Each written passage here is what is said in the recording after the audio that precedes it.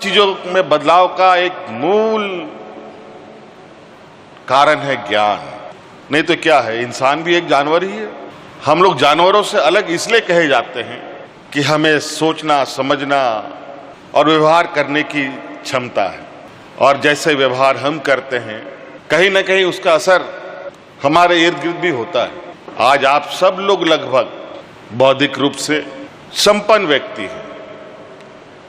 हाँ, यहाँ उपस्थित लोगों में किसी की आय अधिक हो सकती है, किसी की आय कम हो सकती है, ये जरूर हो सकता है, लेकिन आप सबों में एक जो खास है, जिसकी वजह से आज आप इतने बड़े तादाद में चुने गए।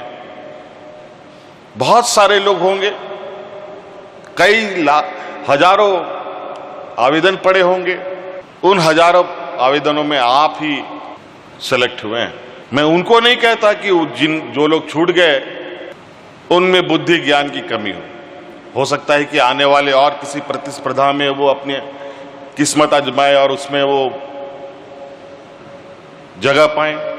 ये अनवरत चलने वाली चीज है। मुझे तो याद भी नहीं, अभी तो लगभग 2 साल भी हमारे सरकार के नहीं हुए, जो पिछले कार्यकाल का मैं देखूं तो लगभग हम लोगों ने 55,000 से अधिक लोगों को नियुक्ति दिया था, और इस कार्यकाल में तो सरकार बनने के दूसरे महीने से नियुक्तियां चल रही है। कल परसों भी कुछ दिन पहले हम लोगों ने बड़े पैमाने में स्वास्थ्य विभाग और अन्य अलग अलग जगहों पर लोगों को तैनात किया कि सरकार की आंख कान नाक बने आप सब लोग, और आप ही के माध्यम से और आप ही के सहयोग से झारखंड जैसे चुनौती राज्यों में बौद्धिक विकास की रोशनी को और जगमगाने का हमारा यह प्रयास है।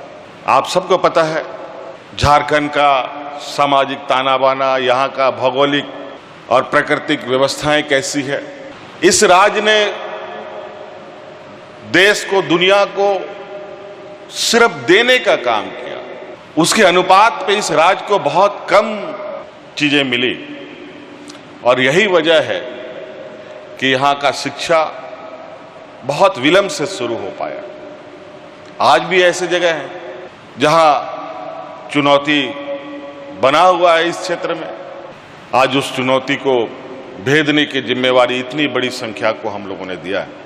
इससे पहले माननीय हमारे वित्त मंत्री जी ने आपको कुछ कहा कि वर्तमान राजनीतिक परिस्थितियों में देश और राज्यों में क्या स्थिति है, इसकी भी आप जानकारी रखते हैं।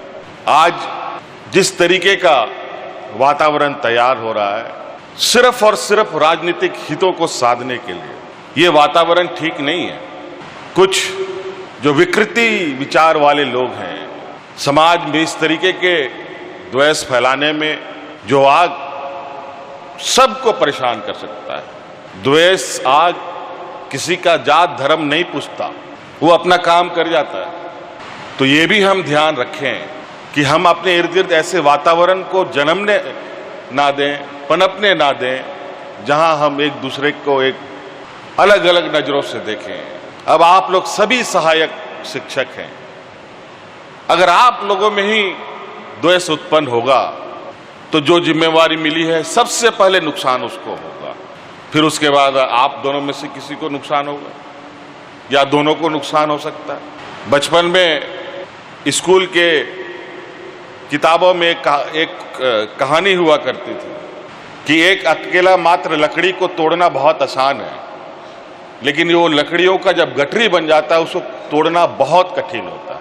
तो आज आप लोग सभी सहायक शिक्षक हैं, आप सब लोग एक गठरी में बंद हैं, फिर इसको टूटना, इसको मरोड़ना आसान है क्या?